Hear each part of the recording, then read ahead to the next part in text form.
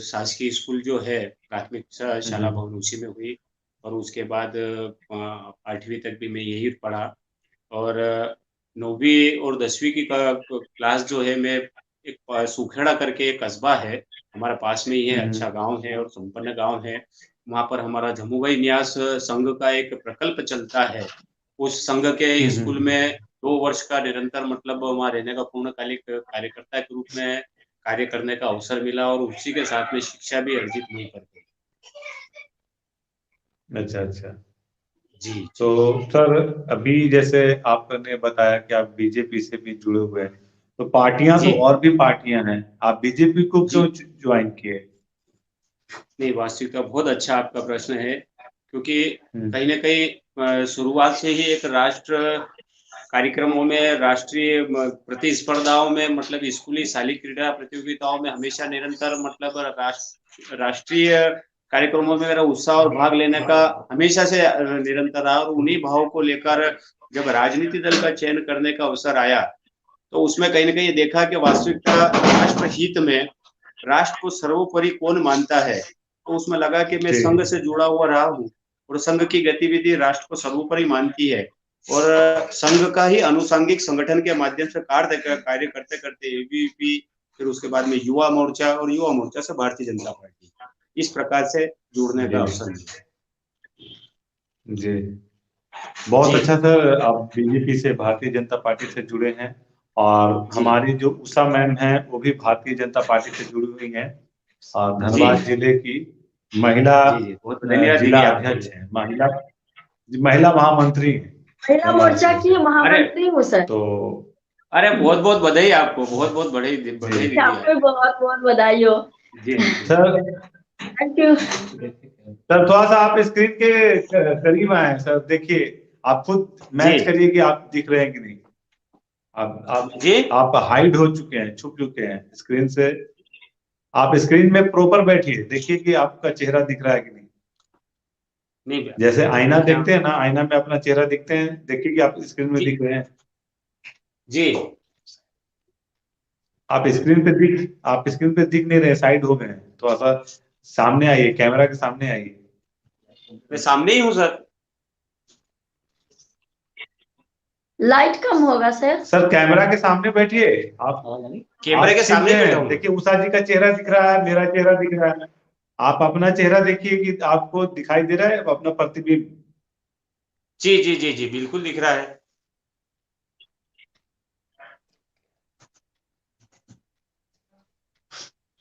चलिए।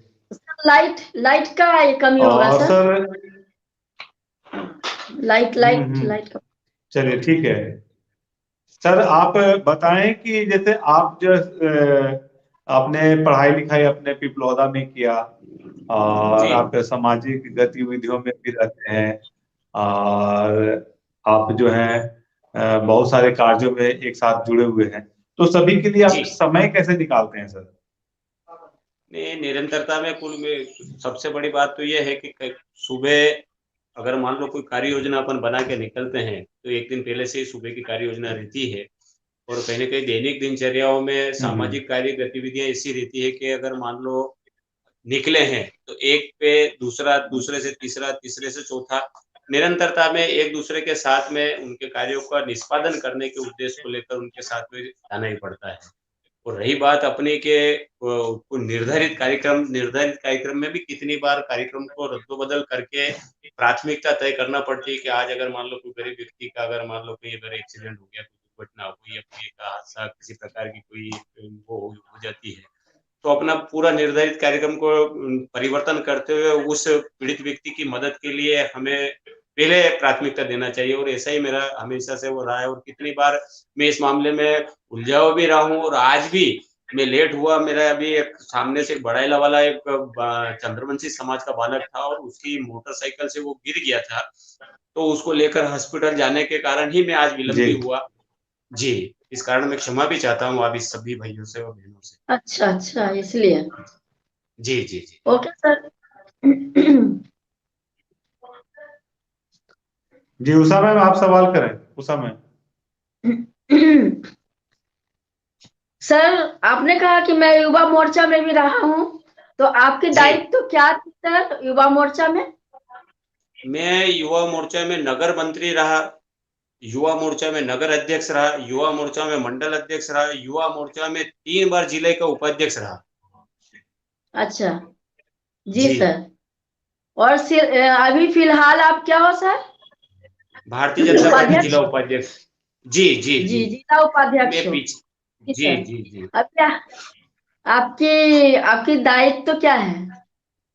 अभी वर्तमान में जिला उपाध्यक्ष का दायित्व है। जी। जिला अ, उपाध्यक्ष का दायित्व है। सर सर पार्टी के कामों से तो बहुत जी, भागदौड़ करना पड़ता है, तो जी। क्या आप अपने घर को लेकर के और किस तरह से पार्टी के काम भी करते हैं सर? नहीं, नैतिक जिम्मेदारी और जॉइंट फैमिली है, संयुक्त परिवार है। परिवार में माता पिताजी है, छोटा वाला भाई है, बहू है, मिसेस है, बच्चे बच्ची है।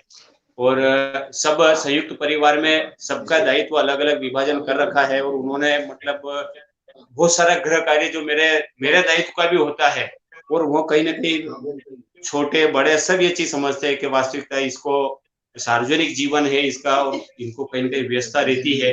तो बहुत सारा काम मेरा छोटा वाला भाई है, मेरा बेटा है, या पापा है, वो भी संपादित कर देते हैं। और अनिवार्य जो कार्य रहते हैं तो पिताजी बिल्कुल कहते हैं कि भैया ये तुम्हें निष्पादित करना है, तो उस कार्य को मैं प्राथमिकता देके पहले उसको कार्य को करता हूँ। जी सर, बहुत अच्छी बात है, आपके परिवार आपको सपोर्ट करते हैं, इसके लिए हाँ। बहुत जी, बहुत जी, धन्यवाद जी, उनको। जी, जी। और धन्यवाद, आपको भी धन्यवाद। जी सर। जी। जी। और आगे आपने और आपने अलग से आपने कुछ जैसे कि शिक्षा के साथ साथ आपने और कुछ जैसे अभी तो पार्टी के काम में हो सर, जैसे अलग से कोई आपकी जैसे संगीत हुआ, खेल कूद हुआ, इस सब में कभी आपको मतलब ये रहता है कि नहीं शौक? हाँ, जी बिल्कुल शौक तो रहता है, क्यों नहीं रहता है, क्योंकि अभी संगीत से तो एक अपने आप में जीता जागता जादू है। मुर्दे को जी सुना दे तो उसमें जान आ जाती है, तो उससे कौन प्रेम नहीं करेगा। बिल्कुल, बिल्कुल सही कहा आपने सर, जी, बिल्कुल, जी, जी, जी, जी। बिल्कुल। सर जी। मैं ये पूछना चाहती हूँ, आपके परिवार होंगे, आपके बाल बच्चे कितने हैं सर? एक बालक है और एक बालिका है। जी, पढ़ते हैं सब? जी। सब सब पढ़ रहे हैं? शिक्षा हाँ जी, जी। स्कूल में है क्या कि अ, कॉलेज में है? नहीं, मेरा बालक जो है वो सेकंड ईयर में है, जी जी। और बालिका है वो ला कर रही है। वो फर्स्ट सेमेस्टर ही है उसका अभी। जी जी। जी, जी, अच्छा। जी जी सर, बहुत बहुत अच्छा लगा आपसे मिल जी, करके। थैंक यू जी, जी, सर। जी। बहुत बहुत धन्यवाद आपको भी। जी। जी। सर बहुत अच्छा लगा उषा मैम, आपने आपका हमारे सर से सवाल की। जी। Thank you. अब मैं सर आपसे मैं पूछना चाहूंगा कि आपने जी। अपने समाज के लिए क्या क्या अभी तक किए हैं? समाज के लिए मेरा बहुत लंबे जो आंदोलन भी रहे हैं, छोटी-छोटी चीज़ को लेकर, बड़ी-बड़ी चीज़ों को लेकर, कोई भी ऐसे मुद्दे रहते हैं तो निसंकोच मतलब हर व्यक्ति की ये अभिलाषा रहती है कि कोई सुने ना सुने, बाकी यार अतुल भाई के पास अपन चलेंगे तो वो अपनी बात को मजबूती से उठाएँगे, मजबूती से अपनी बात करेंगे, और अपने को अपने हक की बात और अपने को न्याय दिलाएँगे। और निश्चित तौर पर उस मुद्दे को लेकर मेरे बहुत सारे जन आक्रोश और जन आंदोलन हुए हैं, जिसमें किसानों का आंदोलन हो, चाहे वो मजदूरों का आंदोलन हो, चाहे वो बीमा को लेकर आंदोलन हो, चाहे वो बहुत सारे ऐसे आंदोलन है, लाइट को लेकर है, बीमे को लेकर है, कृषि में विभाग को लेकर है, मंडी को लेकर है, रोड को लेकर है, पानी के जल स्रोत को लेकर है। ऐसे बहुत सारे मेरे आंदोलन रहे हैं, और उसको जी। लेकर मेरे ऊपर बहुत सारे प्रकरण भी बने हैं। अच्छा अच्छा। जी। सर, अब जब आप अपने सामाजिक कार्य को करते हैं तो उसमें लोगों का कितना भागीदारी रहता है आपके साथ? नहीं, अगर आपका निश्चित तौर पर अगर उद्देश्य पवित्र है, निस्वार्थ अगर कोई कार्य है, तो उसमें आम जनता का भी जुड़ाव और सहयोग, समर्पण रहता है। और निश्चित तौर पर मुझे असीम प्यार मेरे नगर का, मेरे क्षेत्र के समस्त महानुभाव का, माता बहनों का, सबका इसने मेरे को मिलता रहा है और मैं हमेशा उनका ऋणी भी रहूंगा और निरंतर बहुत आत्मविश्वास के साथ में, वो समर्पण के साथ में हर कार्य में मतलब मेरा उत्साहवर्धन भी करते हैं, मेरा सहयोग भी करते हैं। निश्चित तौर पर मैं उनका कृतज्ञता व्यक्त करता हूँ।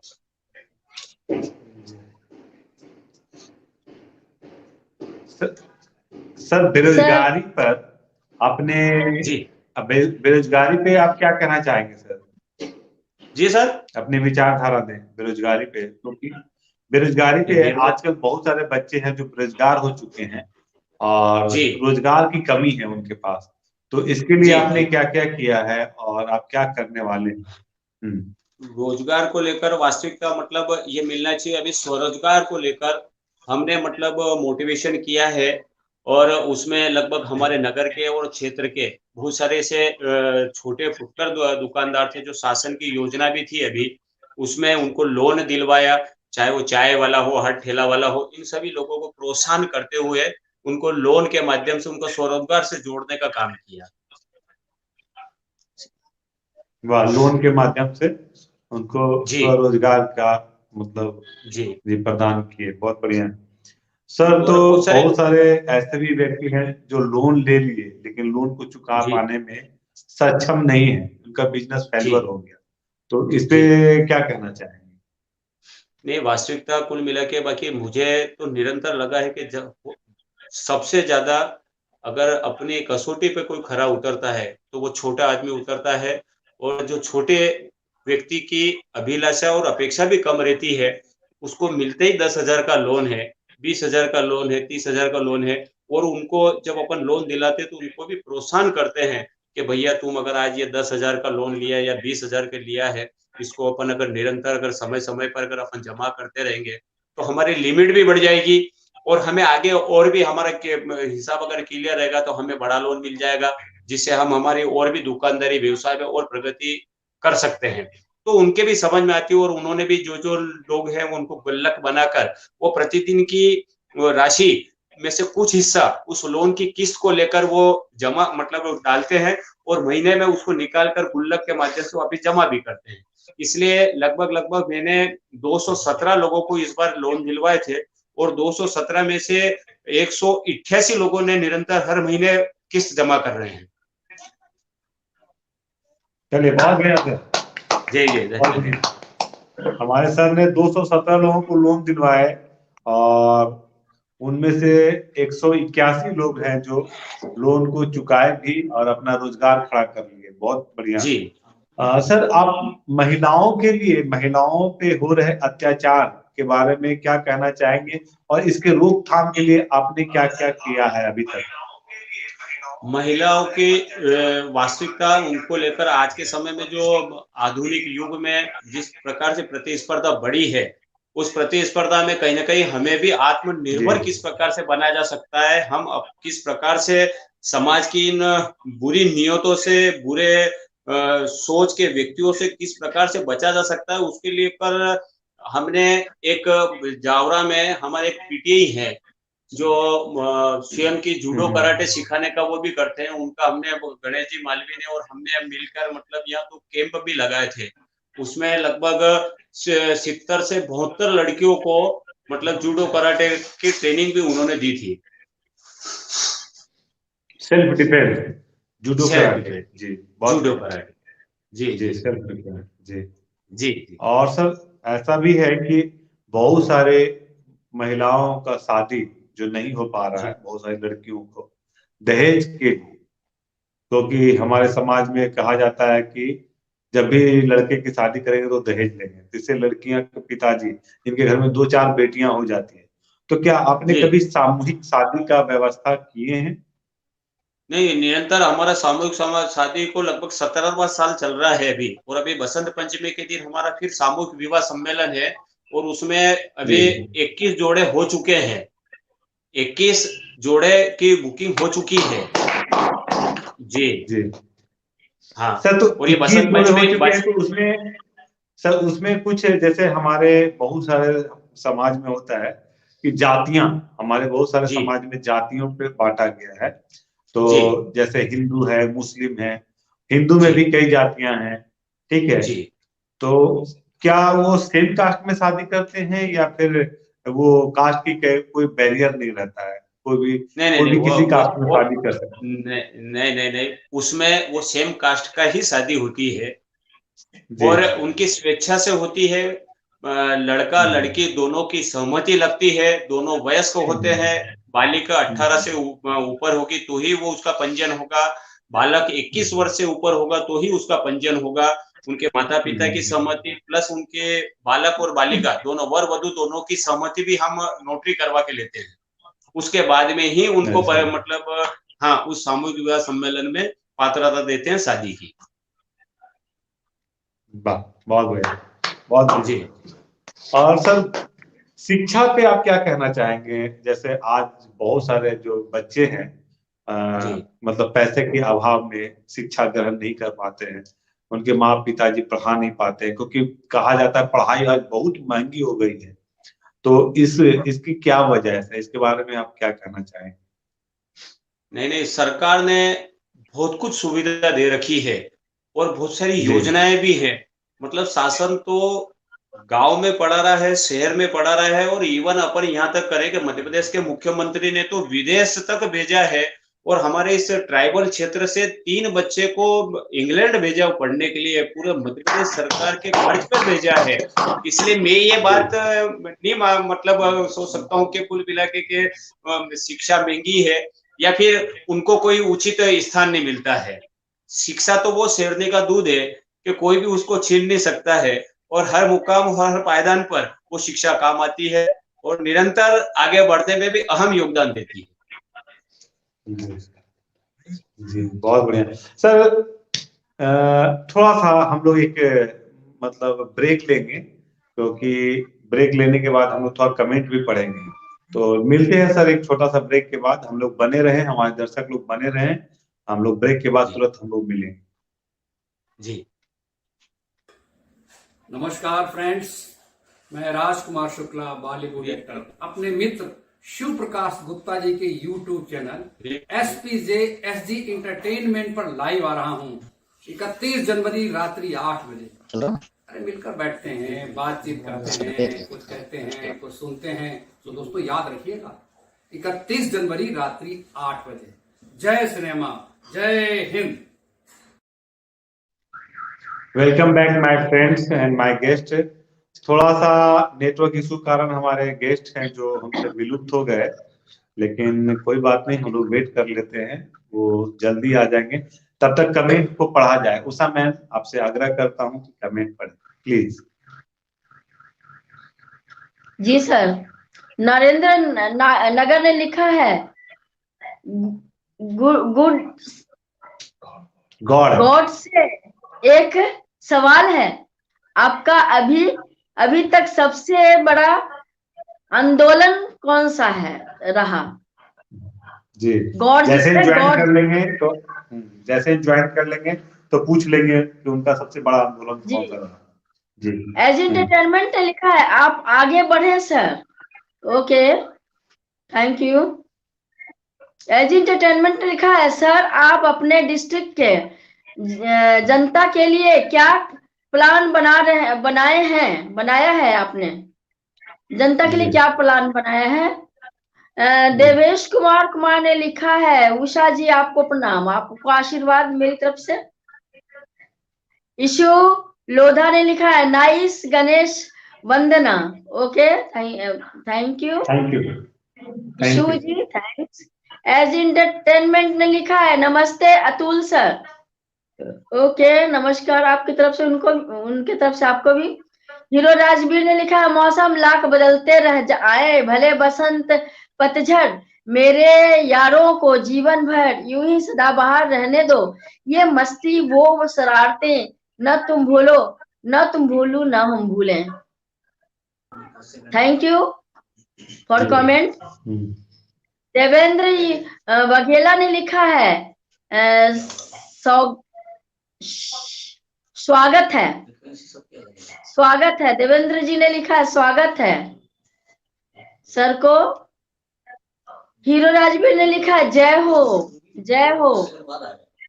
ओके लीलेश यादव जी ने लिखा है, mister Atul ji, great work by you, keep it tough. Okay.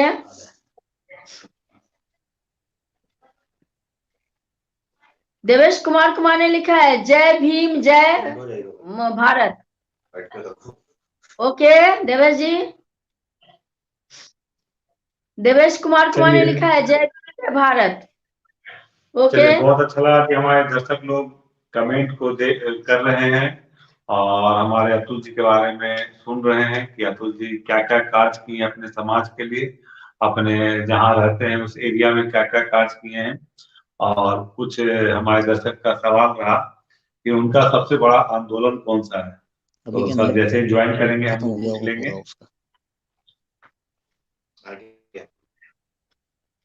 अब आएगा।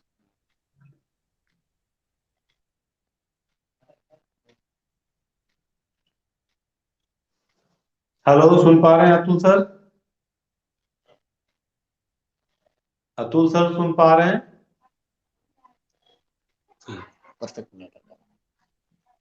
सुन पा रहे हैं सर मुझे? हाँ जी जी जी, आदेश करें। जी जी। तो सर अभी हमारे दर्शक में से किन्हीं ने कहा है कि आपका सबसे बड़ा आंदोलन कौन सा था? जी, मेरा सबसे बड़ा आंदोलन तो हर आंदोलन सबसे बड़े रहे हैं, सब में अच्छी संख्या में रही और सब जीवित मुद्दों को लेकर आंदोलन रहे हैं। बाकी एक राहत कार्य के समय एक आंदोलन हुआ था, उसमें 2001, 2, 3 में जब सूखा गिरा था, उस समय लोगों के पास में कोई काम नहीं था, तो शासन ने उस समय राहत कार्य प्रारंभ किया था। जिस गांव में, जिस क्षेत्र में जो रोड नहीं था, उसको कहीं भी काम के बदले उसको अनाज मिल जाए और आदमी भूखा न रहे, उस उद्देश्य को लेकर शासन ने वो योजना चलाई थी। और उसमें हमारे इधर लगभग कंबला खेड़ा, बोरदिया, गणेशगंज, ये ऐसे गांव रहे हैं कि इसमें मजदूरों का बहुत बाहुल्य क्षेत्र रहा है और इनके माध्यम से निरंतर लंबे समय से काम करने के बाद में कुछ प्रशासकीय त्रुटि के कारण, कुछ अधिकारियों की करप्शन के कारण उनको पेमेंट नहीं दिया गया था। उस आंदोलन को लंबे स्तर पर किया था और उसमें उस समय के तत्कालीन कृषि मंत्री थे माननीय महेंद्र सिंह कालूखेड़ा जी, उनसे बहुत बड़ा एक आक्रोश टाइप एक विवाद भी हुआ था और उन्होंने मतलब उस समय मतलब तत्कालिक राजेश जैन अनुभागीय अधिकारी जी थे और उनको निर्देशित किया था और वो आंदोलन बहुत बड़ा हुआ था। उस समय मेरे ऊपर लाठीचार्ज भी हुई थी और मुझे जेल भी जाना पड़ा था उस समय। जी चलिए सर, आपने बिल्कुल सही कहा कि कोई भी आंदोलन, सभी आंदोलन बड़ा रहता है और सभी जीवंत आंदोलन था आपका। सर आप यह बताएं कि बहुत लोग जो हैं सरकारी स्कूल होने के बावजूद भी अपने बच्चों को प्राइवेट स्कूल में देना चाहते हैं, इसकी क्या वजह है सर? या तो सरकारी स्कूल में पढ़ाई नहीं होती होगी या फिर कोई और वजह है, तो इसके बारे में बताएं। सरकारी स्कूल में पढ़ाई होती है, नहीं होती ये मैं नहीं कह सकता हूँ। सबसे ज्यादा फैसिलिटी, व्यवस्था और वित्तीय व्यवस्था शासन की अगर कहीं होती है वो शासकीय विद्यालयों में ही होती है। पर आज के समय में प्रतिस्पर्धा के इस युग में, आधुनिक युग में एक बड़प्पन वाली बात हो गई कि भाई आपका बेटा कहा जा रहा है कि मेरा सरकारी, तो उसको एक कैटेगरी हल्की मानने लग गई। ये एक अपने समाज में बहुत बुरी बात है। मैं इसका खंडन भी करना चाहता हूँ और अपने इस चैनल के माध्यम से मैं दर्शकों को भी कहना चाहता हूँ कि शासकीय स्कूल में पढ़ने वाले स्वामी विवेकानंद रहे हैं, सुभाष चंद्र बोस रहे हैं, नरेंद्र मोदी जैसे, मतलब इंदिरा गांधी जैसे, मतलब दिग्गज लोग जिन्होंने शासकीय स्कूल में पढ़े हैं, हमारे शिवराज सिंह चौहान। तो शासकीय स्कूल में पढ़ना कोई अपनी कैटेगरी या अपना स्तर नीचा होना नहीं होता है। शिक्षा अर्जित करने वाला व्यक्ति में लगन होना चाहिए। लगन होने वाला व्यक्ति वो किसी भी पाठशाला में अपना ज्ञान अर्जित करता है और अपने आप की योग्यता को साबित भी करता है। जी, ऐसा मेरा मानना है और निश्चित जी सर। तो क्यों हल्का मानने का क्या वजह है? ऐसा लोग क्यों ऐसा कहते हैं? मैंने अधिकतर देखा है कि बहुत सारे मिनिस्टर के बच्चे हैं वो सरकारी स्कूल में नहीं पढ़ते हैं, वो कॉन्वेंट स्कूल में पढ़ते हैं। तो इसकी क्या वजह है? अगर सरकारी स्कूल में उनके बच्चे पढ़े और तो क्या हमारे सरकारी स्कूल में इसका मतलब क्या निकलता है सर? जितने भी मिनिस्टर लोग हैं उनके बच्चे हैं जो बड़े बड़े स्कूल में, कॉन्वेंट स्कूल में पढ़ते हैं, इंग्लिश मीडियम स्कूल में पढ़ते हैं, सरकारी स्कूल को उपेक्षित क्यों रखा गया है? पहले पहले तो एक समय था कि लोग अंग्रेजी स्कूल में उतने नहीं थी, तो अंग्रेजी स्कूल नहीं होने के कारण लोग अंग्रेजी मीडियम में नहीं जाते थे, लेकिन आज के दौर में है जो सभी लोग प्राइवेट स्कूल में ही जाना चाहते हैं, ऐसा क्यों है? नहीं, वास्तविकता प्रचलन अभी प्राइवेट स्कूल का बड़ा भी है, और ये लोगों में एक प्राइवेट स्कूल की एक होड़ सी हो गई है, और इस होड़ को, इस गलत फहमियों को लोगों को जन जागृति के माध्यम से हमें निकालना पड़ेगा, क्योंकि आज के समय में जिस प्रकार की जो शिक्षा के ऊपर व्यक्ति खर्च कर रहा है और प्राइवेटीकरण स्कूलों में जिस प्रकार से बिजनेस बनाकर लूटा जा रहा है, वो बहुत गलत है। और मैं तो इसका हमेशा से निंदा भी करता रहा हूं। और मिनिस्टर की बात कर रहे हैं, शासकीय स्कूल में पढ़ाने वाले शिक्षक के बच्चों भी प्राइवेट स्कूल में जा रहे हैं, ये एक बड़ी विचारणीय बात रहती है, क्योंकि सबसे बड़ी बात है कि जो अगर शिक्षक स्वयं अगर अपने पाठशाला में पढ़ा रहा है, उनको अपने आप पे कॉन्फिडेंस नहीं है, तो ही उनके बच्चे को वो प्राइवेट में भेज रहा है। आप मिनिस्टर की बात कर रहे हैं सर, तो ये जागरूकता की कमी है। अगर तो सर इस पे सरकार कदम क्यों नहीं उठा रही है? सरकार जैसे मान लीजिए कि सभी को नौकरी चाहिए सरकारी, सभी को नौकरी चाहिए सरकारी, लेकिन बच्चों को प्राइवेट स्कूल में, सरकारी स्कूल के टीचर बच्चों को प्राइवेट स्कूल में भेज रहे हैं, तो फिर सरकारी स्कूल को तो एक तरह से बंद कर देने चाहिए। जब कोई उसमें पढ़ना नहीं चाहेगा, सिर्फ गरीब के बच्चे पढ़ेंगे, तो वहां पढ़ाई क्यों होगी? कौन पढ़ाएगा? आपकी बात से मैं बिल्कुल सहमत हूँ, और वास्तविकता कुल मिला के इसमें शासन ने गुणवत्ता को लेकर सुधार भी किया है, और अभी जिस प्रकार से डाइट के माध्यम से शिक्षकों का जो प्रशिक्षण वर्ग जो चल रहा है, उसके माध्यम से उस शिक्षा का गुणवत्ता और स्तर को सुधार करने का भी उनको ट्रेनिंग दी जा रही है। प्लस अभिभावक अपने बच्चों को प्राइवेट स्कूल से अपनी एसएलसी निकालकर शासकीय स्कूल में जमा करा के उस बच्चों को अध्ययन शासकीय स्कूल में कराए, उसको लेकर मतलब शिक्षक को संवाद स्थापित करने के लिए भी ट्रेनिंग दी जा रही है कि आप उन अभिभावकों से, उन पालकों से आप स्वयं संपर्क करें कि क्या कारण है कि आप हमारे शासकीय स्कूल में नहीं आ रहे। जब शासकीय स्कूल में आपको कपड़े की ड्रेस दी जा रही है, पाठशाला से दूर अगर आपका गांव पड़ता है तो आपको आने जाने के लिए साइकिल की व्यवस्था की जा रही है, आपको छात्रवृत्ति की व्यवस्था की जा रही है, आपको मध्याह्न भोजन की व्यवस्था की जा रही है। अनेक ऐसी योजनाएं हैं जिन योजनाओं का लाभ शासकीय स्कूल में मिल रहा है। तो क्या कारण है कि आपके शाला परिसर के समकक्ष लगने वाली उस बस्तियों के बच्चे अन्य स्कूल में जा रहे हैं?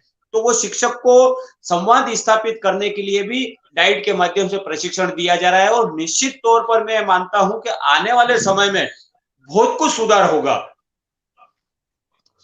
जी चलिए, बहुत कुछ सुधार होगा आने वाले समय में। और सर मैं उम्मीद करता हूं कि आप लोग एक मुहिम चलाएं और सरकारी स्कूल में पढ़ना अनिवार्य करवाएं। अगर बच्चे को सरकारी नौकरी चाहिए तो उसको सरकारी संस्थान का सर्टिफिकेट देना ही चाहिए, चाहे वो मंत्री का बेटा क्यों ना हो, क्योंकि इससे है जो हमारे सरकारी स्कूल में शिक्षा का स्तर काफी गिरता चला जा रहा है और सभी लोग प्राइवेट की ओर जा रहे हैं। जिनके पास पैसे हैं वो तो पढ़ा लेंगे, जिनके पास पैसे नहीं है तो वो कैसे बच्चों को पढ़ा पाएंगे? बिल्कुल, तो मैं सहमत हूं आपकी बात से। और अगर मंत्री के बच्चे सरकारी स्कूल में पढ़ेंगे तो टीचर भी डर से पढ़ाएंगे कि अरे मंत्री का बेटा है। बिल्कुल, अगर नहीं पढ़ाई होगी तो घर में परफॉर्मेंस बच्चे का सही नहीं रहेगा, तो फिर हम लोग पे कार्रवाई हो सकती है। तो जब मंत्री के बच्चे नहीं पढ़ेंगे, एसपी के बच्चे नहीं पढ़ेंगे, थाना अधिकारी के बच्चे नहीं पढ़ेंगे, तो फिर सरकारी स्कूल में पढ़ेगा कौन? जो पहले से ही बहुत पिछड़ा है। और उनके बच्चे पढ़ेंगे, कोई पढ़ाने वाला मेरा बच्चा तो नहीं ना है, पढ़ेगा या नहीं पढ़ेगा, तो इसमें टीचर जिम्मेदारी नहीं लेंगे। जब तक वो अधिकारी के बच्चे सरकारी स्कूल में नहीं पढ़ेंगे तो टीचर जिम्मेदारी नहीं लेंगे। और मैं आपको अपने चैनल के माध्यम से मैं कहना चाहता हूं कि आप इस मुहिम को पूरे इंडिया में चलाएं। आप अपने क्षेत्र में नहीं, पूरे इंडिया में आपको आगे बढ़ना होगा सर। जी, बिल्कुल, आपका आदेश सूर्योदय रहेगा। जी, आप हैं, हमारे गणेश जी हैं, वो सरकारी जी स्कूल के टीचर हैं। आप लोग सब मिल जी करके इसके बारे में सोचें और सरकार से कम अपने स्टेट के सरकार से कहें कि जितने भी बच्चे हैं जो गवर्नमेंट के लिए जॉब के लिए वो अप्लाई करते हैं, उनको सरकारी स्कूल का सर्टिफिकेट होना बहुत जरूरी है, तभी ये संभव हो सकता है। अन्यथा एक दिन ऐसा समय आएगा कि सरकारी स्कूल को ताला बंद करने पड़ेगा सर, और हमारा एक सरकारी बच्चों को फिर एक समय ऐसा आएगा कि बच्चों को पढ़ने के लिए बहुत बड़ी कीमत चुकानी पड़ेगी। बिल्कुल जी, सही उनके बात है। उनके गार्जियन को भी। चलिए, बहुत अच्छा लगा सर आपसे बात करके। और मैं सर जानना चाहूंगा कि जैसे बहुत सारे जो अभी बहुत सारे जो हॉस्पिटल में भ्रूण हत्या होता है, तो जी इसके बारे में आप क्या कहना चाहेंगे? आपने कहाँ कहाँ जाकर के इसके बारे में लोगों को शिक्षा दिए हैं, इसके बारे में बताएं सर। नहीं, अभी इसके पहले हमारा एक समूह है, जन हम्म अभियान परिषद। जन अभियान हम्म परिषद के माध्यम से हमने 3 कैंप लगाए थे। हम्म उसमें आंगनवाड़ी, महिला बाल विकास, उनकी जो आशा कार्यकर्ता और सहयोगी साथी हैं, उनके माध्यम से भी, और जो गर्भ और धात्री महिलाएं जो रहती है, उनको लेकर हमने एक मतलब 3 दिवसीय एक प्रशिक्षण भी किया था। और उसमें जो कुपोषण जो हो जाता है, कुपोषण को लेकर मुख्य उद्देश्य हमने कुपोषण पर फोकस किया था। और क्योंकि हमारा जो क्षेत्र है, ये आदिवासी क्षेत्र है, आदिवासी जी क्षेत्र होने के कारण ये मजदूरों को लेकर पलायन कर जाते हैं। कई दिल्ली, भोपाल या बड़े बड़े शहरों में मजदूरी को लेकर ये पलायन कर जाते हैं, और वहां पर अपने खान पान को लेकर, अपने शरीर को लेकर, अपने जो गर्भधारण उस बच्चे को लेकर इतनी सिंसियरता वो रख नहीं पाते हैं। इस कारण होने वाले बच्चों में जो कुपोषण या जो बीमारियों से जो ग्रसित रहते हैं, और जो प्रसव के दौरान बच्चा और बच्चे को प्रजनन करने वाली उस माँ को, दोनों को ही कितनी बार संकटों का सामना करना पड़ता है। उसको लेकर हमने 3 दिवसीय एक प्रशिक्षण भी किया था। और उसमें हमारे डॉक्टर गामड़ साहब करके हैं, एमडी हैं, जी बहुत अच्छे चिकित्सक हैं। उनके माध्यम से एक हमारे रिटायर सिस्टर है, मंजुला साडिल्य करके, उनको भी हमने बुलाए थे। इस प्रकार से उनको अलग अलग ढंग से हमने प्रोत्साहन दी थी, और उससे उन्होंने बहुत कुछ जागरूकता भी आई है। और उसको लेकर भी, भ्रूण हत्या को लेकर किया गया था। तो चूंकि भ्रूण हत्या तो अपने आप में कानूनी अपराध है ही सही, बाकी उसकी जागरूकता भी हमने दी थी कि अगर इस प्रकार की कोई, अगर अपने क्षेत्र में इस प्रकार की घटनाक्रम अगर होता है, तो आप हमारे इस नंबर पे आप हमें सूचना करना, संपर्क करना। बाकी इस प्रकार की घटना, क्योंकि कानूनी अपराध होने के कारण जन जागृति भी फैली हुई है, तो इस प्रकार की हमारे इस क्षेत्र में नगण्य के बराबर यह घटनाक्रम है। हाँ, कुपोषण वाली जो चीज थी, कुपोषण को लेकर हमने निरंतर लगे हुए हैं और कार्य कर रहे हैं। जी, चलिए, बहुत बढ़िया सर। कुपोषण के लिए आप कार्य कर रहे हैं, बहुत अच्छी बात है। और आपके यहाँ, आपके एरिया में नगण्य है भ्रूण हत्या, ये भी बहुत खुशी मुझे मिली। जी, सर, मैं आपसे जानना चाहूंगा कि कोरोना काल में आपने लोगों की मदद कैसे जी। की? कोरोना काल में निरंतर आपके 22 तारीख से, मतलब पूरा कंप्लीट करके 24 से कोरोना का लॉकडाउन प्रारंभ कर दिया था। और जिस दिन से लॉकडाउन प्रारंभ किया, हमारी एक संस्था है, उस संस्था के माध्यम से प्रशासन ने भी हमसे संपर्क किया कि ऐसे ऐसे परिवार को आप चिन्हित करें कि जो शरारती जो लोग थे, जो कानून का जिनको भय नहीं है, जो लोगों के या शासन के नियमों को मानेंगे नहीं और वो नियम को तोड़ेंगे, ऐसे लोगों को आप चिन्हित करके आप लिस्ट बनाए। तब हमने हमारे एक सामाजिक संस्था के माध्यम से हम लोगों को बैठ के ये कि ये इस मोहल्ले में ये लोग हैं, ये शरारती हैं, ये लोग अपने अपने मोहल्ले में कारस्तानी करेंगे, तो चूक क्यों ना अपन इन लोगों को इकट्ठा करें। तो हमने हर मोहल्ले से ऐसे 2-2, 3-3 जो युवा साथी थे, जो शरारती थे, उन लोगों को इकट्ठा करके उनको ही हमने जिम्मेदारी दी कि भाई ये राशन वाली जिम्मेदारी आपकी रहेगी। ये जैसे पुलिस पोस्ट अलग अलग चेक पोस्ट के माध्यम से अलग अलग चौराहे पर जो सुरक्षा कर्मी है, स्वास्थ्य कर्मी है, उनको चाय, उनको नाश्ता, इधर से जो मजदूरों का जो पलायन होने लगा था, उन मजदूरों को भोजन के पैकेट बना के देना। तो ऐसे युवाओं का जो एनर्जी थी, जो गलत दिशा में वो लगाते थे, उनको हमने इस लॉकडाउन के माध्यम से उनको ऐसा जोड़ा। और उसकी एक बहुत बड़ी आपको एक सार्थक पहल मैं बताना चाहूंगा कि उसमें से 3 लड़के, मतलब वो स्वयं, क्योंकि लॉकडाउन में कहां से अपन बनाने वाले हलवाई को लाएंगे, कौन, कोई पोहे बना रहा है, कोई चाय बना रहा है, कोई सब्जी बना रहा है, कोई पूड़ी बना रहा है, और उनका हाथ इतना अच्छा जमा कि उनकी प्रशंसा कर करके उन लोगों ने अभी मंडी में 3 लोगों ने होटल खोल ली स्वयं की। तो मुझे इस बात की खुशी है कि कोरोना को लेकर उनको स्वरोजगार भी मिला।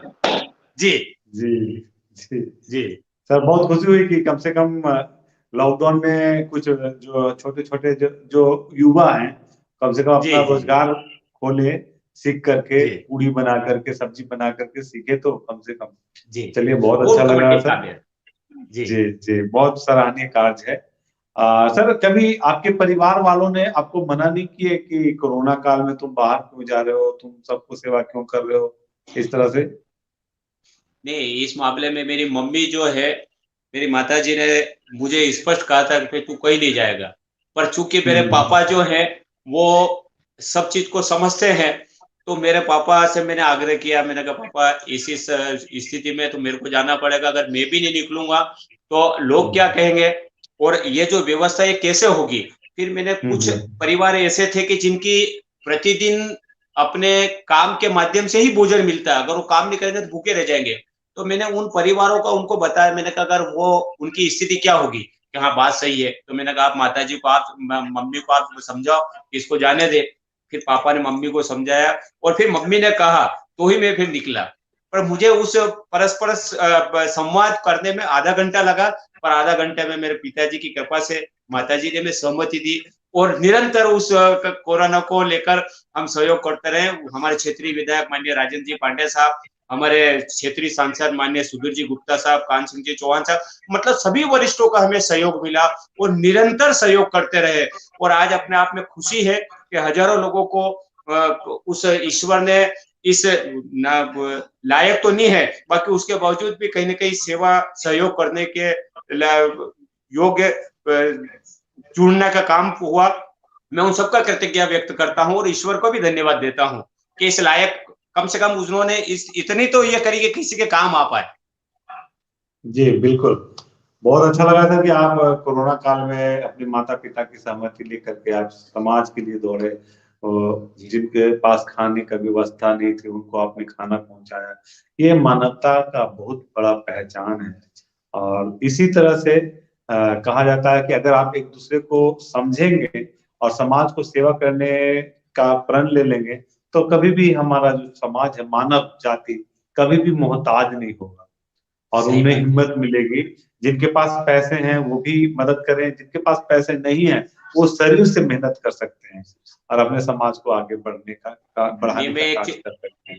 वास्तविक तो आपसे कहना चाहूंगा कि इस कोरोना के समय में इतने लोगों ने सहयोग किया, इतने लोगों ने सहयोग किया। एक जैन समाज में हमें चातुर्मास हुआ था, उस चातुर्मास में पुण्य सम्राट महाराज जी हमारे यहाँ पधारे हुए थे, और उन्होंने भी इतनी अच्छी प्रेरणा दी थी, और उसके माध्यम से भी निरंतर यहाँ पर भंडारा चला था।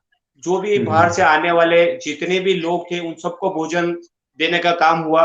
मतलब उनका बहुत बड़ा योगदान रहा पुण्य सम्राट का, और उनकी प्रेरणा से भी बहुत सारे लोगों को मतलब सहयोग करने के भाव भी जागृत हुए, और कहीं ना कहीं उसमें निमित्त बनने का हमें भी सौभाग्य मिला।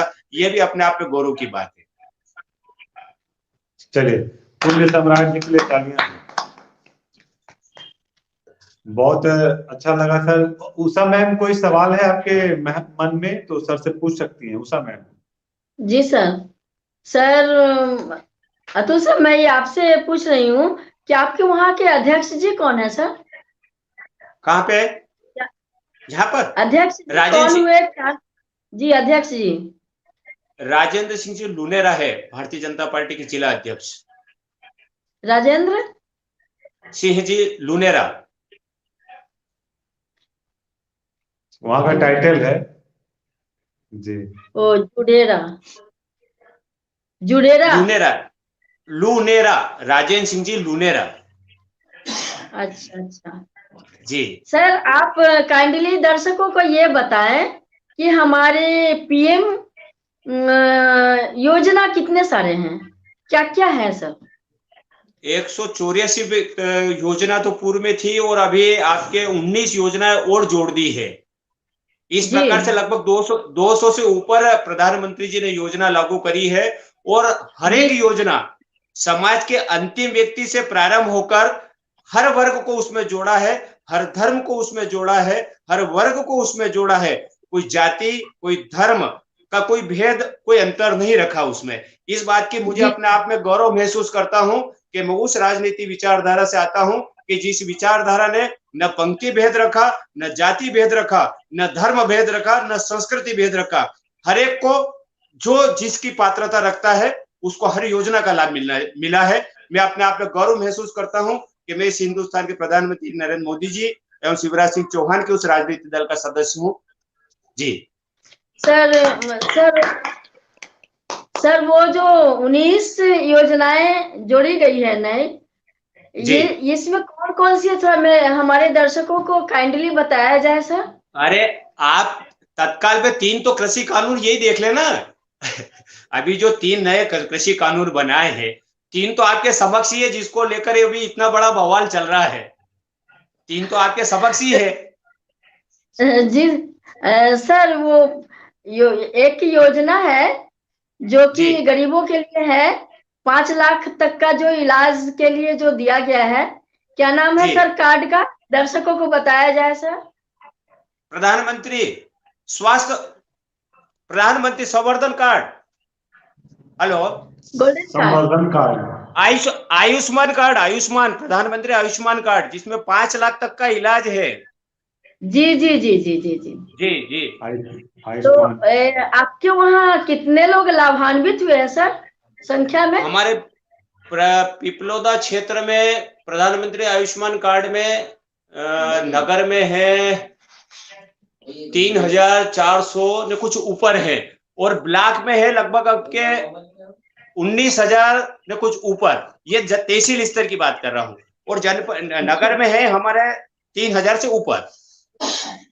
अच्छा, बहुत अच्छी बात है सर, बहुत अच्छी संख्या है, और बहुत अच्छा लगा आपसे हमारे दर्शकों को ये सब जानकारी मिली और हमें भी मिली।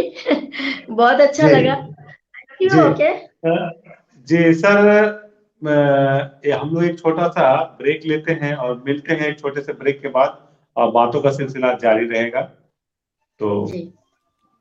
नमस्कार, पंचकुला से मैं सुनीता गर्ग, जल्द ही आप सबके रूबरू एक चैनल जिसका नाम है SPJSG एंटरटेनमेंट चैनल, जो बिहार में झारखंड से है, बहुत ही प्रसिद्ध चैनल है। इसके ऑनर शिव प्रसाद गुप्ता जी बहुत ही अच्छे इंसान हैं, जो अपने इस चैनल में सभी को अपने मन के भाव, अपनी कलाओं को दिखाने और सुनाने का मौका देती हैं।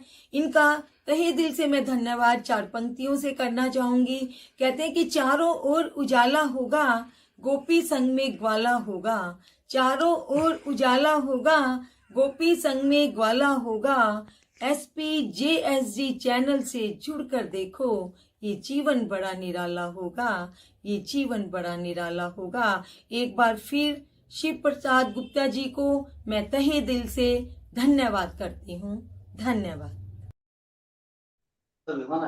Welcome back my friends and my guest. बहुत अच्छा लगा कि आज हमारे साथ अतुल गौड़ साहब जुड़े हैं मध्य प्रदेश से, और यह एक सामाजिक कार्यकर्ता है और इन्होंने समाज के लिए बहुत कुछ किए हैं, और बीजेपी पार्टी से भी जुड़े हुए हैं और जिला उपाध्यक्ष के रूप में कार्य कर रहे हैं, युवा मोर्चा से भी जुड़े हुए हैं।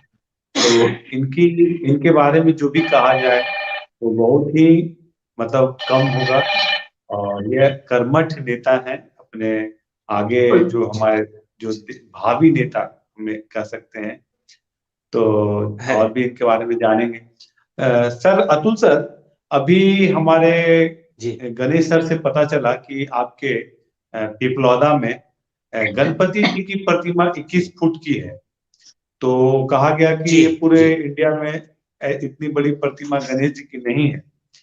तो आप उस जो ये क्या ओपन में है या मंदिर का रूप मिला है? इस प्रतिमा नहीं, प्रतिमा मतलब मंदिर के प्रतिमा अंदर में है या प्रतिमा ओपन है? नहीं, ये मंदिर बना हुआ है। पूर्व में पहले ये मंदिर ओपन था, ये मूर्ति जो थी ये ओपन थी। हमारे महाराजा रावत रघुराज सिंह जी महाराज हैं, ये उनका निजी एक महल है। उस महल के अंदर भगवान गणपति जी की एक विशाल प्रतिमा है और वो 21 फीट, बिल्कुल मालवीय जी ने सही बताई, और बहुत बड़ी और बहुत प्रसिद्ध मूर्ति है। उसका दूर दराज से दर्शक लोग दर्शन करने भी आते हैं और बहुत चमत्कारी मूर्ति भी है। और कितने ही मतलब ऐसे परिवार हैं जिन परिवारों में अगर कोई कार्य किसी कारणवश रुक जाता है या बीच में कोई अवरोधक आ जाता है, तो दूर दराज से लोग हमारे गणपति, बड़े गणपति जी मंदिर पर मन्नत लेने के लिए आते हैं।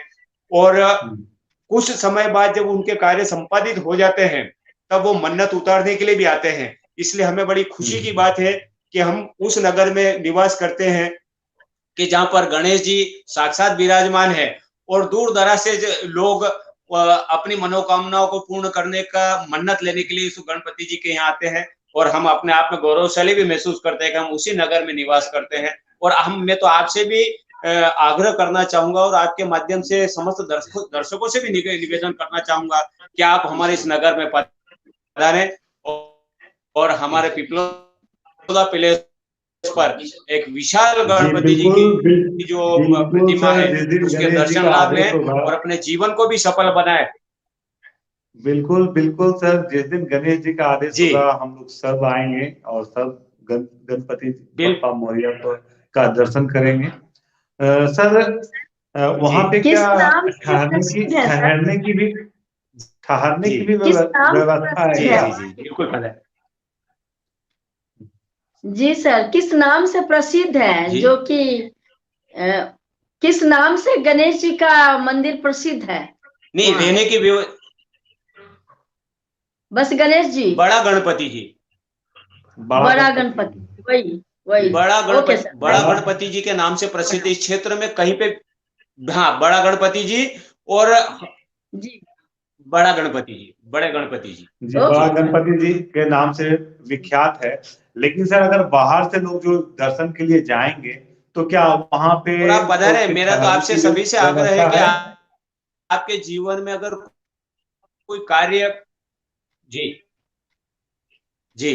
वहां पे आश्रम भी है, ठहरने का व्यवस्था भी है, कुछ इस तरह की सुविधाएं मंदिर के सराउंडिंग में है? हाँ, क्या है बिल्कुल है, व्यवस्था उनकी है। और हमारे पिपलोदा के महाराज साहब का इतना दयालु है और नहीं सर,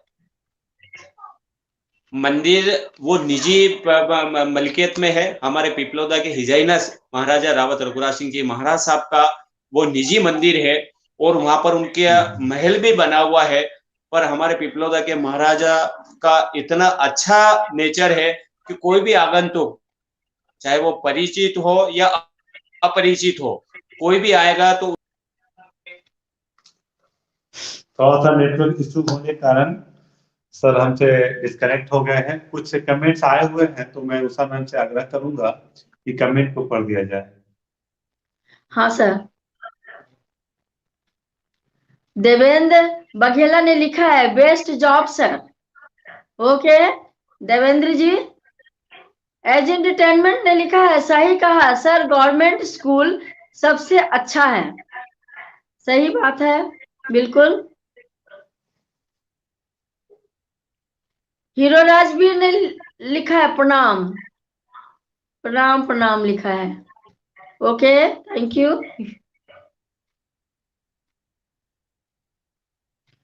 नरेंद्र नागर ने लिखा है उमा भारती सीएम से जुड़े कोई बात बताएं, जुड़कर कोई बात बताएं, ऐसा ही कुछ है।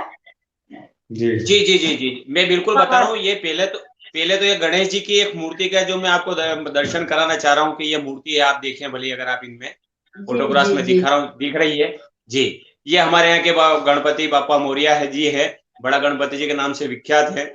महाराज साहब की कोठी पैलेस में विराजमान है, तो इनका बहुत बड़ी कृपा है और रही बात आपकी उमा भारती जी की, जो बात आपने बताई, हमारे यहाँ 2002-3 में एक कुपोषण से एक बच्चा मर गया था।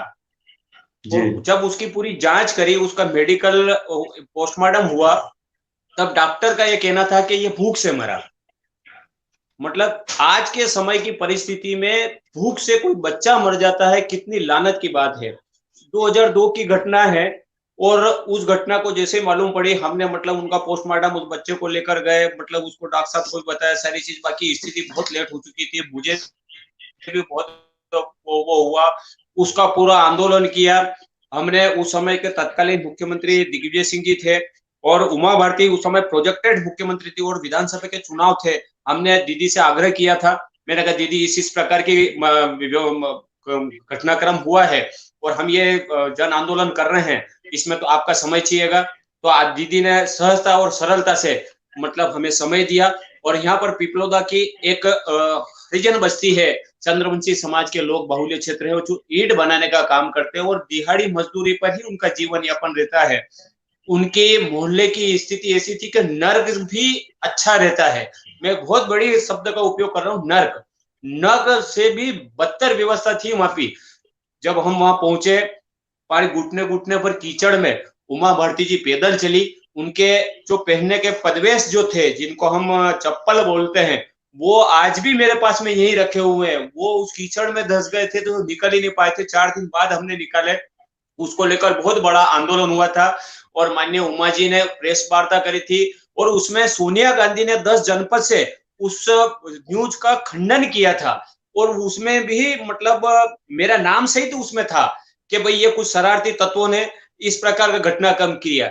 जबकि वास्तविकता उमा भारती जी ने मौके पर देखा, उन्होंने पूरे नगर के लोगों से चर्चा करी, उस समाज के लोगों से चर्चा करी, उस डॉक्टर का जब पोस्टमार्टम जिसने किया था उनसे चर्चा करी, मेडिकल रिपोर्ट देखी, और उस जांच समिति के माध्यम से पूरा हुआ। और उसके बाद में तब उन्होंने फिर उमा जी ने सोनिया गांधी जी पर फिर उसको कटाक्ष कहा था कि आप राजनीतिक वजूद में जो सत्य बच्चे की घटना है उसको उठाने के बजाय, मतलब उसको भूख से बच्चे मर रहे हैं, उसकी कोई मदद करने के बजाय अगर कोई बात को आप उजागर किया तो उसको दफन और दबाने का काम कर रहे हो, तो बहुत आक्रोशित हुआ। तो उससे उमा जी ने उसको विधानसभा स्तर का मुद्दा भी बना था, और उस समय की जो सरकार दिग्विजय सिंह की थी उसको हटाने में कहीं ना कहीं पूरे मध्य प्रदेश में उस मुद्दे को बहुत प्रचारित किया था, और उसको हटाने में भले क्षणिक योगदान भी रहा हो। मेरा यह मानना है कि उमा जी के मुख्यमंत्री बनने में हमारे उस कुपोषण वाले उस मुद्दे का भी अहम योगदान रहा था।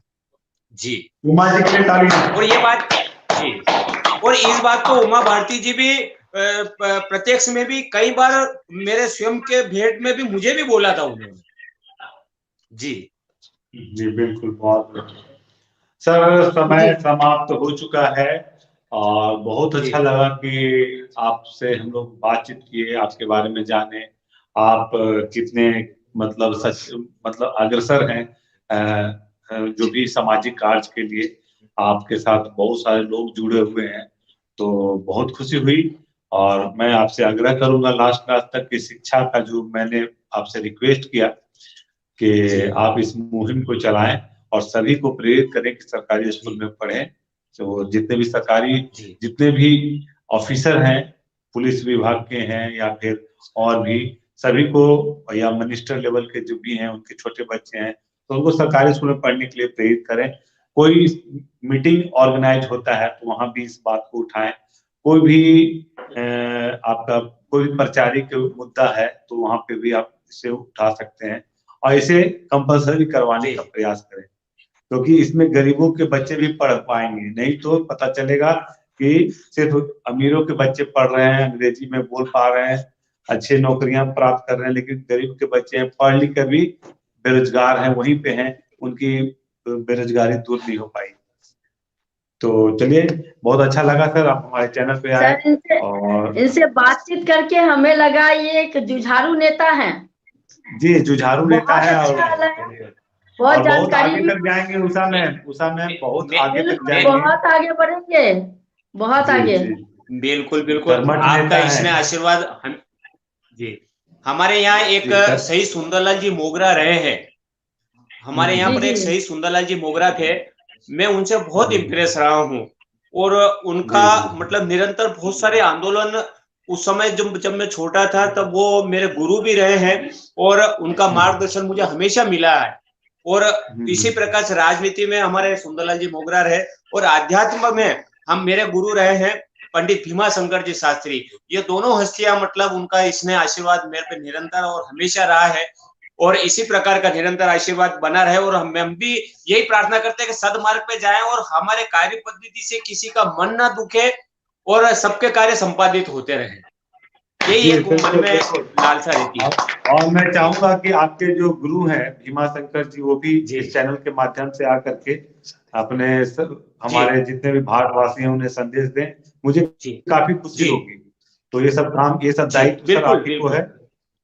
जी, आप गुरु जी भी मैं आए तो गुरुदेव अच्छा से आग्रह लगेगा। करूंगा, बताने का प्रयास करें। मैं जी, बिल्कुल जी। आग्रह करूंगा गुरुदेव जी, से। जी। जी। और कैसे? बहुत अच्छा लगा कि आपके जो परम मित्र हैं गणेश जी, वो आपके बहुत ही चाहने जी। वाले हैं, आपके कार्य को सपोर्ट करते हैं, आपसे प्रेम करते हैं, आप जी। एक सच्चा मित्र हैं, जी। वो आपके लिए सोचते हैं। जी। तो गणेश जी को भी मैं सलाम करता हूँ, आपको मैं मेरे प्रणाम करता मेरे हूँ मेरे कि आप कर्म हम दोनों साथ जी। हम दोनों साथ में ही पढ़ते थे और साथ में पढ़े हैं और एक दूसरे के परस्पर सहयोगी ही रहे हैं। बहुत जी, अच्छी जी। बात है सर। जी। मित्र हो तो ऐसा। जी। मुझे आपके बारे में गणेश जी ने बताया कि मेरे परम मित्र हैं, इनका इंटरव्यू जरूर लिया जी। जाए। तो आज गणेश जी जी। की वजह से आप हमारे चैनल पे आए और मैं चाहूंगा जी। कि आपके भी जो आपके नजर में अच्छे कर्मठ नेता हैं और जो समाज जी। सेवी हैं, उन्हें भी हमारे चैनल तक लाएं जी। और अपने धर्म गुरु जी। को भी हमारे चैनल तक लाएं, क्योंकि पूरी दुनिया जानेगी, समझेगी और कुछ प्रेरित हमारी पूरा भारत अब प्रेरणा का स्रोत बन सकते हैं, पूरे भारत को समझा सकते हैं, आपस में प्रेम का भावना जगा जी। सकते हैं। तो प्लीज उनको लाएं। बहुत चलिए सर, सर बहुत बहुत मैंने कोटि कोटि अध्यक्ष धन्यवाद। जी का शुभ नाम रात्रि। इसीलिए अध्यक्ष जी का नाम जी। इसीलिए पूछा है, मैं यहाँ बात करूंगी सबसे। नहीं, बिल्कुल, बिल्कुल आप तो बिल्कुल पधारे, आप हार्दिक स्वागत है आपका। मैं उनके बारे में परिचय दूंगी। बहुत अच्छा जी, लगा जी, सर। जी, जी बिल्कुल। जी, जी। नमस्कार। ठीक बहुत-बहुत है सर, धन्यवाद। शुभ रात्रि। जी। शुभ रात्रि मैम, शुभ रात्रि सर। शुभ रात्रि, शुभ बहुत-बहुत रात्रि, धन्यवाद। शुभ रात्रि, शुभ रात्रि। शुभ रात्रि। धन्यवाद। नमस्कार, मैं शिव प्रकाश गुप्ता धनबाद झारखंड से आप सभी को अपने YouTube चैनल SPJSG एंटरटेनमेंट पे हार्दिक स्वागत करता हूं। हमारे मित्रों, हमारे दर्शकों, हमारे बंधुओं, हमारे सभी कलाकार बंधुओं, आप सभी से मेरा रिक्वेस्ट है कि आप हमारे चैनल पे आए। आपकी प्रतिभा मैं पूरी दुनिया को दिखाऊंगा। मेरा शो जो है डेली रात को 8 से 9 बजे तक चलता है। आप लोग डेली 8 से 9 रात्रि को देखना ना भूले। SPJSG एंटरटेनमेंट हमारा नंबर है 8210325178। हमारे चैनल पे बॉलीवुड के कलाकार एवं क्षेत्रीय कलाकार दोनों कलाकार यहाँ पे आते हैं और अपनी प्रतिभा पूरी दुनिया को दिखलाते हैं। आपको जानेगी पूरी दुनिया कि आप कौन हो। Thank you.